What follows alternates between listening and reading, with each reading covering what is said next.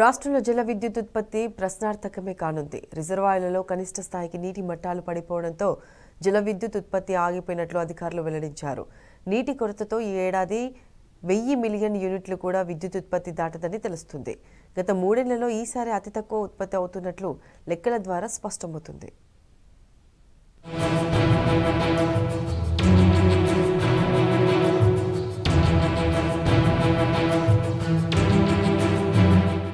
తెలంగాణకు ఎప్పుడూ అండగా నిలుస్తున్న జల విద్యుత్తు ఈ ఏడాది ముఖం చాటేసింది.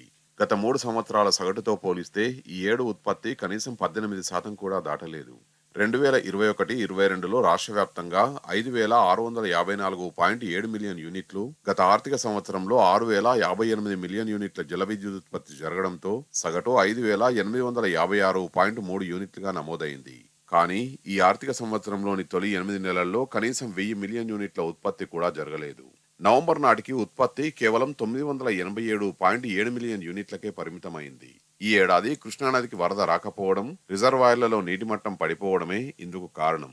దీంతో కృష్ణానదిపైనే ఉన్న జల విద్యుత్ కేంద్రాల్లో ఉత్పత్తి చేసేందుకు వీలు లేకుండా పోయింది. అందుకు ప్రత్యామ్నాయంగా థర్మల్ విద్యుత్ కేంద్రాల్లో ప్లాంట్ లోడ్ ఫ్యాక్టర్ను పెంచాల్సి వచ్చింది. ఫలితంగా విద్యుత్ సంస్థలపై, అంతిమంగా ప్రభుత్వంపై అదనపు భారం తప్పడం లేదు. రాష్ట్రంలో ఎక్కువ జల విద్యుత్ ఉత్పత్తి కేంద్రాలు కృష్ణానదిపైనే ఉన్నాయి. కానీ ఈ ఏడాది కృష్ణానదికి వరదలు రాకపోవడంతో పలు రిజర్వాయర్లలో నీళ్లు అడుగంటాయి. ప్రస్తుతం కృష్ణా బేసిన్లో కేవలం 53 టీఎంసీలు, గోదావరి బేసిన్లో 86.9 టీఎంసీల నీరు మాత్రమే అందుబాటులో ఉన్నది. దీన్ని ఉపయోగించి మొత్తంగా మరో 366.6 మిలియన్ యూనిట్ల విద్యుత్ మాత్రమే ఉత్పత్తి చేయగలం. కానీ ఆ నీటిని కూడా రాష్ట్ర ప్రజలకు తాగునీటి అవసరాలకు ఉపయోగించాల్సి ఉండడంతో ఈ ఆర్థిక సంవత్సరంలోని మిగిలిన 3 నెలల్లో జల విద్యుత్తు ఉత్పత్తి అయ్యే పరిస్థితే లేదు.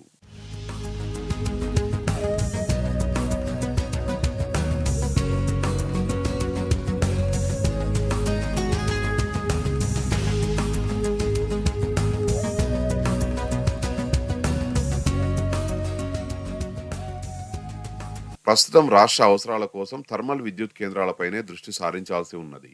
రాష్ట్ర వ్యాప్తంగా జెన్కో ఆధ్వర్యంలో నడుస్తున్న థర్మల్ విద్యుత్ కేంద్రాల మొత్తం సామర్థ్యం 4042.5 మెగావాట్లుగా ఉన్నది.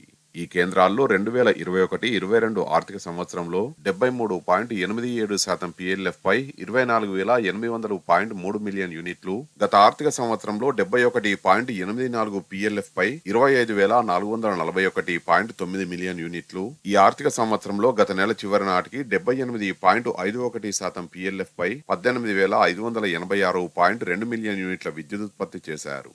యాసంగి వల్ల వచ్చే 3 నెలల్లో విద్యుత్ డిమాండ్ పెరగనున్నందున PLF ను మరింత పెంచాల్సి వస్తుంది.